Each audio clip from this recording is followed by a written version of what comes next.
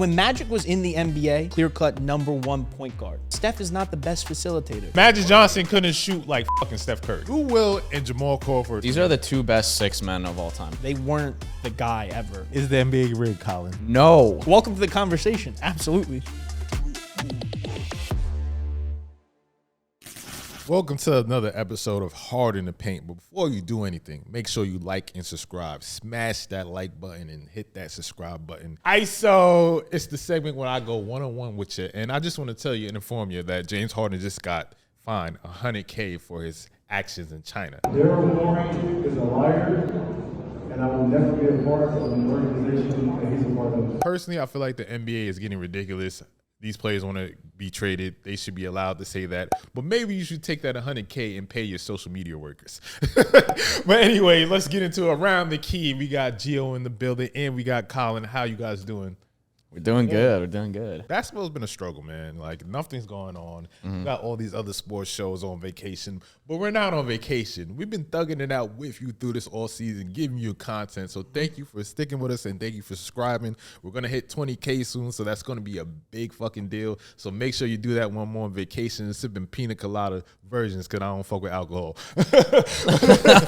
Lou Will and Jamal Crawford are not Hall of Famers. Maybe like Blake Griffin when we had that conversation, but like he was the guy. For you to get in the Hall of Fame, you at least had to be the guy. Yeah. Sure. And I understand his perspective because Lou Will was probably the greatest six. These are the two best six men of all time. They're the only guys to have 3 6-man of the year titles. And it's possible because when you have that type of thing, you could get in because of like what you've done for the game and like that award. Like that's important to the game. You can't like put that past that. But at the same time, what have they done besides being a six man? They basically like had the very similar career in terms of they both have 3 6-man of the year awards. They both averaged around 14 points per game. They both shot around 41%, 34% from three. Like when you look at their stats, when you really get into it, they don't scream Hall of Famer. And like you said, like they weren't the guy ever. They're cool names like Jamal Crossover, 6-man like Lou Will. Like it's fun. Lemon it's Pepper. cool. Lemon Pepper, like It's the whole of good, and I get the impact on the game, but it's just like, all right, since a guy that played in the NBA, he had a good couple years, he was solid, he made a name for himself. Do we just put anybody in the Hall of Fame? You're gonna get into the Hall of Fame just because you cooked up a couple of years. Like, what was that standpoint where it's just like the dogs? And then it's just like, all right. To bring it to like an NFL like perspective, I think Lou Williams, Jamal Crawford are Devin Hester. So Devin Hester was the greatest kick returner ever. You were the best at coming off the bench. Now, coming off the bench is important. We got to value how much does being an insane off the bench guy like mean to us. But I'm saying You know what I mean? his position was kick returner. His position was to return kicks. I think Dante. He came in the league as a cornerback, and then they tried him at he came in the league as a cornerback. Yeah, but that's why he was 23. Bullshit.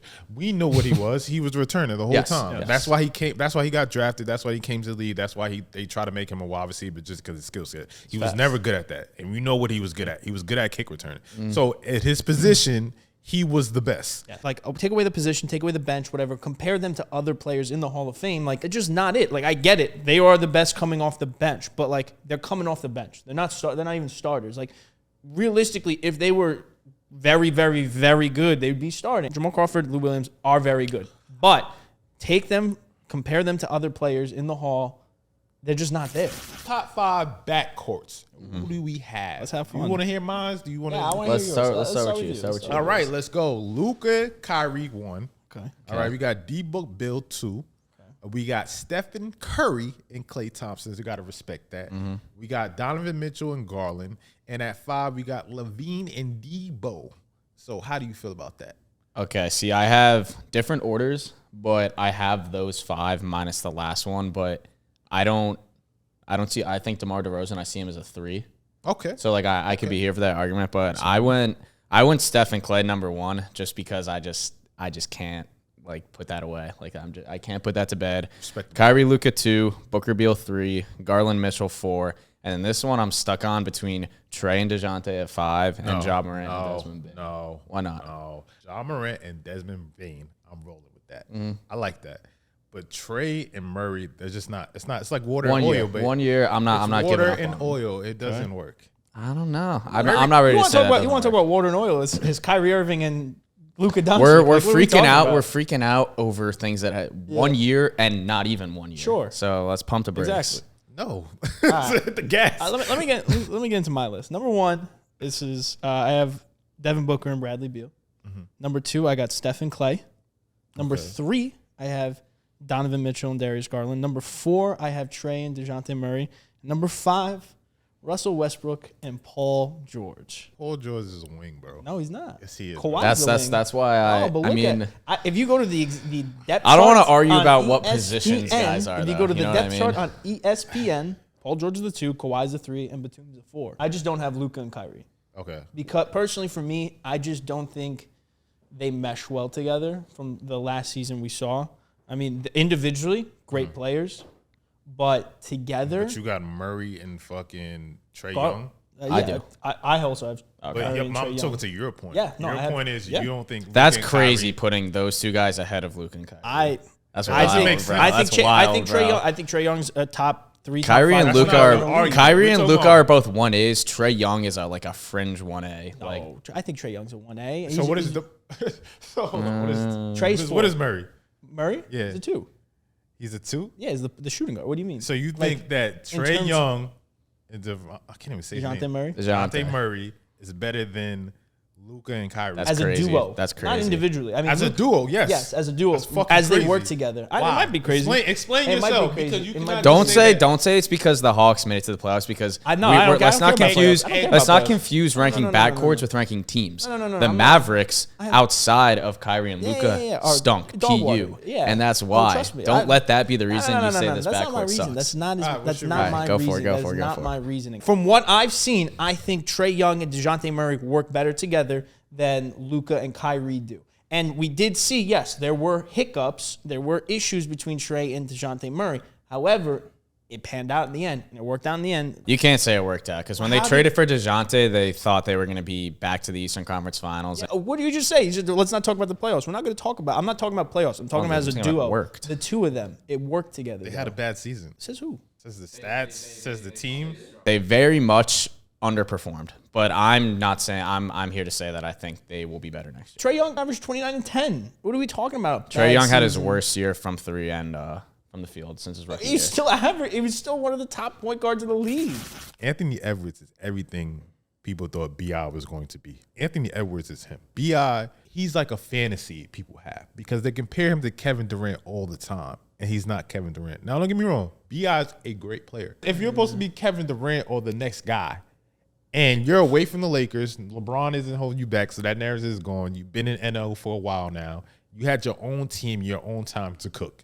And you still haven't grown into the player that everybody thought you was. That shows me that you're probably never going to be Kevin Durant. Every time we say some guy is the next that guy, it's usually like you are similar play style but not as good. Like to be the next Kevin Durant is pretty fucking insane. Kevin Durant achieves a lot early in his career. In his younger career, he was that dude. So like B.I. is getting up there in age. He's at that point where it's like, all right, when is that going to kick in? When you have compared to Kevin Durant, you have to be like the best of the best. And like he's been great, but he doesn't jump off the page for me.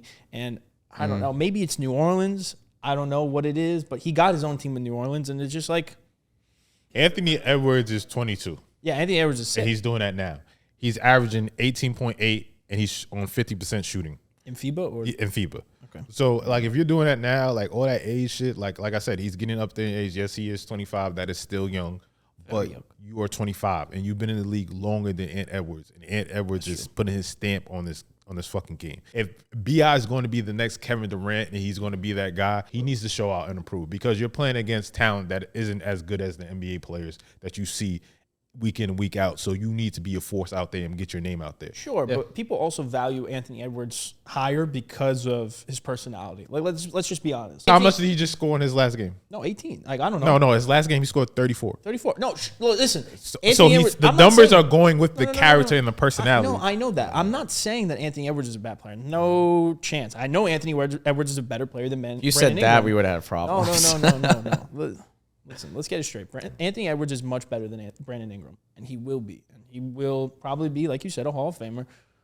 But people hold him higher because of his personality, because he's fun to watch, because of all the things that he says. Like when he got drafted, he said he's like, I could go pro in the MLB or the NFL. Like he said all this kind of stuff. Brandon Ingram's quiet. He's very quiet and like kind of reserved, doesn't really say much, not as outspoken. And that's why people, like, as I said before, are like kind of forgetting about him. He's very great, but like you don't really care about him because he's in New Orleans and he's not doing anything that jumps off the page. Steph Curry, best point guard of all time. No. Easily.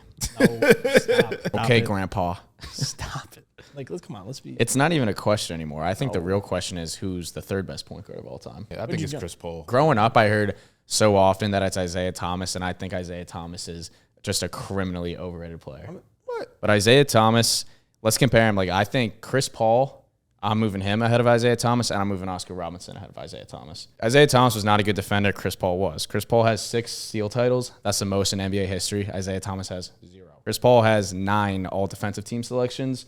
Isaiah Thomas has 0. And those are the most. Those 9 selections, most by a point guard in NBA history. Chris Paul has 5 assist titles. Isaiah Thomas has 0. Oscar Robinson has 6 assist titles. Isaiah Thomas has 0. No, he has 1. I'm off on this, but Oscar also has an MVP. Yes. Isaiah Thomas has 0. He has a championship, so he gets that nod as well. Yes. And then I don't know if you go back and you look at some of Oscar's stats. He had 5 30-plus point and 10-plus assist seasons.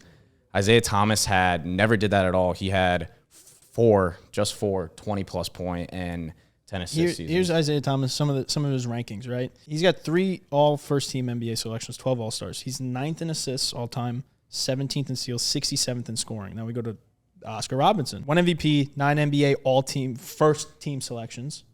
I would say that And he has 12 All-Stars, 7th in assists, 13 in scoring, 76 in rebounds, but we don't care about that. Let's go to my good friend Magic Johnson, who I think is the greatest point guard of all time. Okay.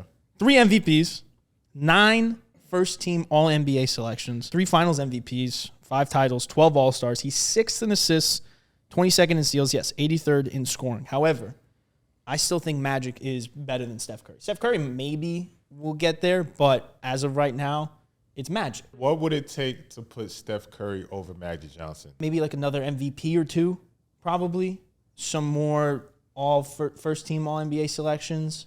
Like when Magic was in the NBA, he was the clear-cut, one of the best players in the NBA, the clear-cut #1 point guard. So you're saying Steph is not? Steph has been, dude. It Okay, hasn't. fine, Who's fine. been in the Maybe conversation that, with but Steph? Nobody. We talk about point guards. Okay. Point guards. They Steph is the best shooter of all time. Okay. Point guards that move the ball around, they're able to facilitate the best of the best. Steph is not the best facilitator. He's not. So good at shooting and scoring though that it makes That's up. it. Okay. It makes up for the gap and everything. So then, else. but feel back like- then, the shooting wasn't that like All right, weighted. I hear you. It wasn't that I hear you. weighted. You're Magic. You're talking about the essence of what a point guard is, Yes. right? Steph still moves that motherfucker. And I feel like within their offense, they move the ball around a lot. You look at Chris Paul, right? He's a facilitator, right? Yes. But he's not the main scorer. Steph Curry is, right? He's not the main facilitator. You have to chase that motherfucker down and have an oxygen mask just to get him Steph Curry. You know Sure. why? Because they're trying to put the ball in that motherfucker's hand to score because he can do that. Okay. Now, at the same time, he can still dish it. They got so many players on that team that can cook. And he makes sure that they get the ball. Clay gonna get the motherfucking ball. Andre Iguodala gonna get the motherfucking ball. Yes. Then when they had Andrew Wiggins, he gonna get the motherfucking ball. You know why? Because Jordan Steph Curry, Poole, when he was Jordan there. Poole. But it wasn't because Steph was getting them the ball. Steph was moving not the ball true. around. That's not true. Yes, it is. So why Me and should Draymond was- Steph shouldn't change his game so that he can get more assists and be like Magic? Like No. what That's not that what I'm Magic saying. Johnson that has couldn't clearly shoot- been Magic working. Johnson couldn't shoot like fucking Steph Curry. That has clearly Because been that working wasn't for the Warriors emphasized. for It wasn't 10 plus emphasized years. back then. Why would they change He didn't have a that? three-point Like, line in Even college. if it Like, was getting emphasized, into he still could not the do league. that. Steph Curry can't do the stuff that Magic Johnson was doing when moving the ball around. Because Magic they're two Johnson can different find players, anybody- type of players. Magic Johnson, both players completely changed the game two different ways. My thing But is, when you look at that argument, you have to look at overall. Steph Curry is never going to be the best passer in the world because he doesn't need to. That's not his skill set. Okay. His skill set is Exactly. shooting Who's a better defender? and Colin, his you love scoring, defense. Who's a and better his shooting defender? from far. And he changed the game. Magic, but Revolutionized. Steph Magic. is so much better just at offense at its peak and like collectively it's He is the game. Steph Curry is the first unanimous MVP, right? Am I correct about that? yeah. Fine. Okay, so what are we talking about? Okay, Steph has The first unanimous, not 2 MVPs, 4 All-NBA first-team selections, 8 All-Stars. Magic has 3 MVPs, 9 All-NBA first-team selections, 12 All-Stars. What are we talking about? As of right now, it's Magic Johnson because he did something that like no Also one was played doing. with He was the a greatest 6 foot big what? man ever. Oh, brother. Oh, don't start with that. What are you talking about? Oh, brother. How is that? I'm not talking about to you, but we can argue too. Steph, yeah, let's argue. Steph played with Klay Thompson. Kareem Abdul-Jabbar is so fucking underrated. Kareem Abdul-Jabbar and Klay Thompson are not in the same I'm conversation. not saying that, but I'm just saying Steph also had that great help. I agree. He played with KD to me, for a he's couple the years. second best shooter. About? He's the second best shooter, right, of all time to me. Sure, but Kareem had the scoring title forever and ever and ever. Is like probably in the argument of the greatest player of all time. I think he's 3. Yes, correct, agreed. But still, guys, that's the greatest player of all time, Klay Thompson. You don't knock Magic Johnson because he played with Kareem. You might if you're trying to make that argument. People do that now in basketball discourse all the time. A 6'9", at that time, a 6'9" player is not playing point guard. Magic Johnson's the only player to do that. I think it's more impressive that Steph is shorter and averaged more points and was more of an offensive hub. How many 6'9" point guards do you know? Why is it? It's basketball. It's easier to be good when you're tall. It's more impressive to be better if you're the shorter guy. Are you have guys that tall, like with those kind of handles, that are the main facilitator? I don't. No. LeBron James is the only one he's the only player in the league that is actually the main facilitator and the main ball handler at that size. We've seen plenty of guys do it. Look at Ben Simmons. Fucking sucks. Ben Simmons sucks. Well, it's better to be bigger. Before Ben Simmons' injury, he was good. He was a good defender. But if we talk about, to your point, what you love is facilitator, right? Yes. Ben Simmons was really fucking good at that. Really fucking good. So your argument, you're backtracking your argument. Recency bias hit you. But not great. He was. He was a fantastic top 5 passer easily. At facilitating? Okay. What are you talking about? You're forgetting. You're letting NBA Twitter poison your mind. Oh my God. Anything poison my mind. You're letting NBA Twitter poison your mind saying Steph Curry's the greatest point guard of all time. All right. No, I just watch the game a lot is what happens. Lonzo Ball career is done. I'm not saying that because he can't play.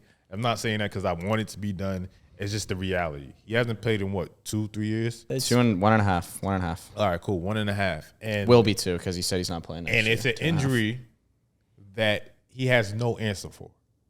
And he's seen multiple doctors over and over. He didn't want to get surgery. He ended up having to get surgery and still has no answers for that knee. It's the knee, right? Yeah. So at this point, his career is over. And he was talking about what could have been because they built a squad around him in Chicago and they were actually good and they were winning and they needed him. Like, we would have loved to see Lonzo with the Bulls and what they could have done. That team was cooking. They were the 3rd seed, right? Yeah. Top 3, something like that. But it might have been higher. At this point, it's over. And the reality is we got to get ready to hit that retirement button because it is what it is, bro, at this point. And we love Lizzo. We hope that you can come back from this and you could do something, go to Croatia or one of them weird overseas country to get your knee better. And we wish you the best, but realistically, it's over. I couldn't have been LiAngelo. Damn. Just wishing pain. No, but like, come on. What do you think's next for the Bulls? They're not winning nothing.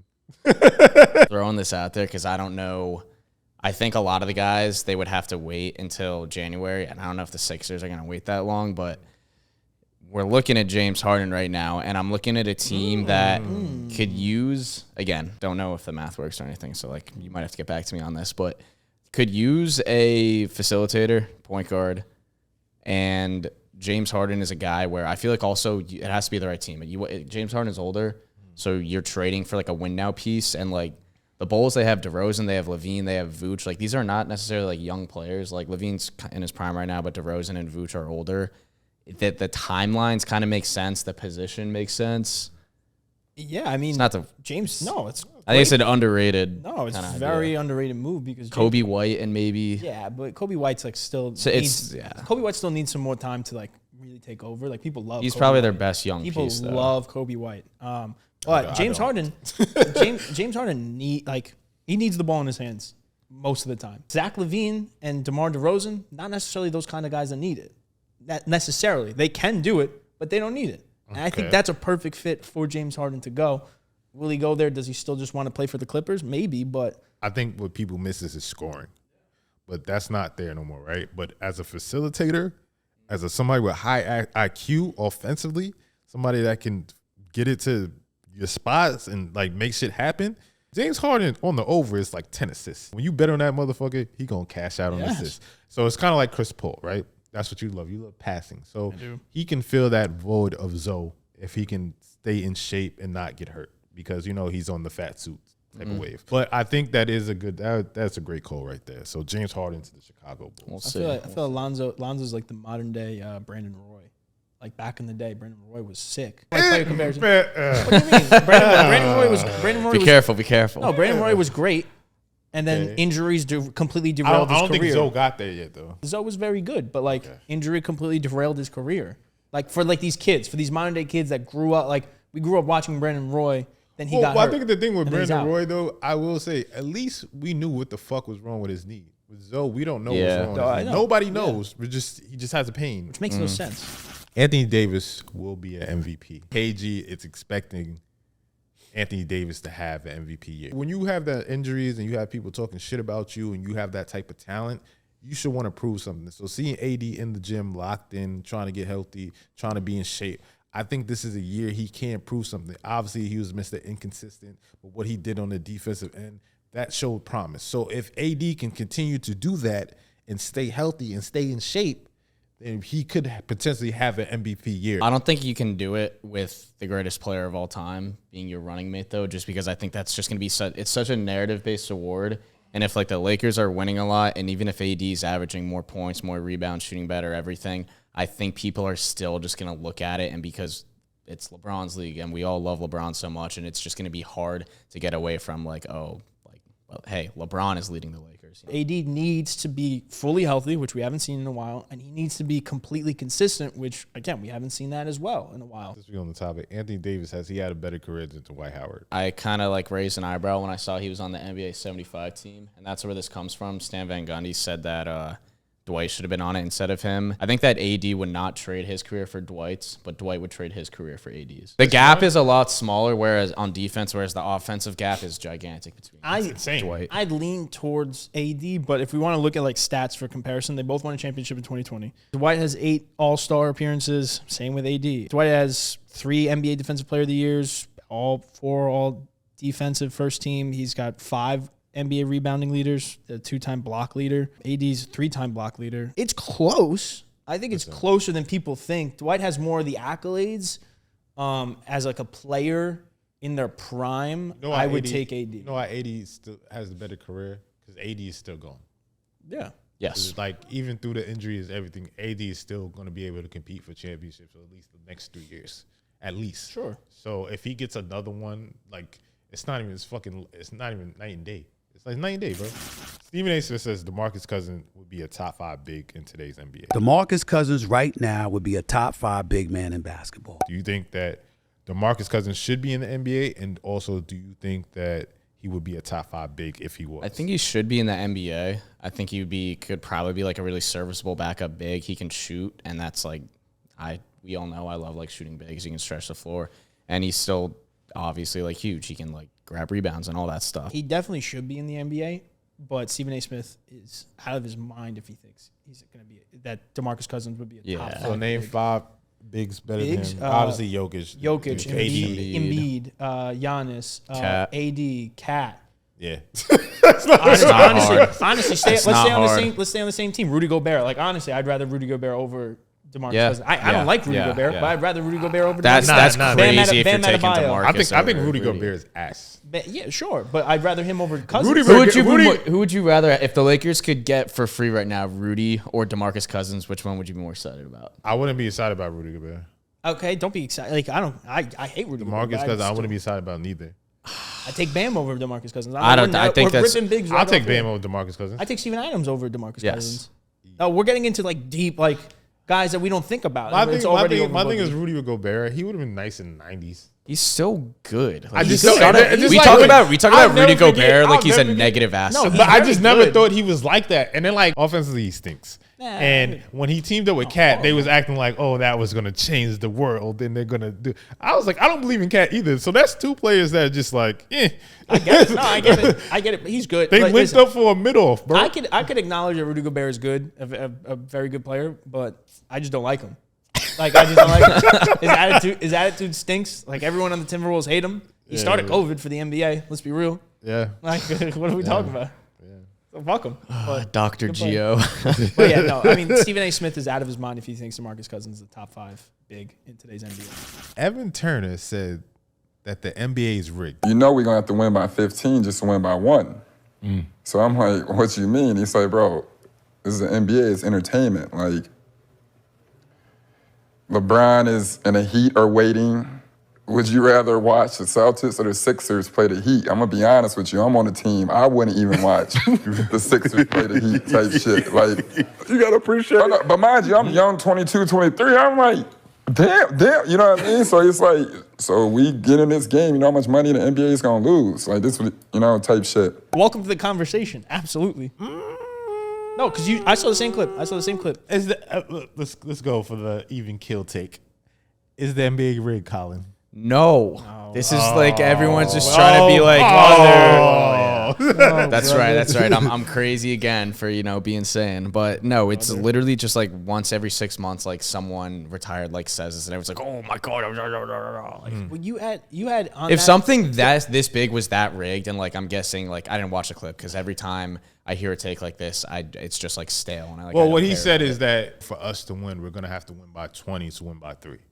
And my thing is, he was like, his vets used to tell him that all the time.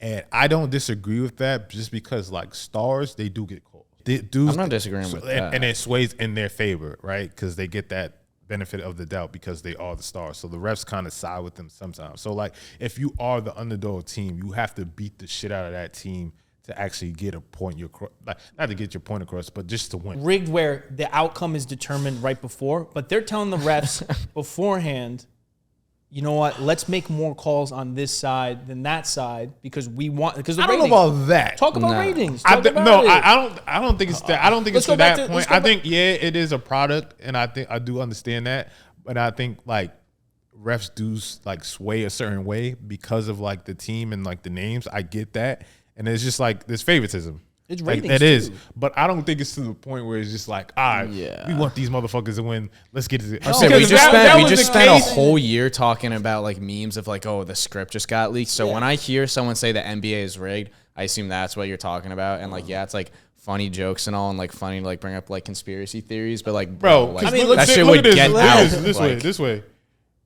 Miami Heat and the Lakers in the bubble. You think the NBA wanted the Miami Heat versus the Lakers in the bubble? No, like, you think about LeBron played for the motherfucking Miami Heat, and nobody wanted to see that. Bucks and the Suns?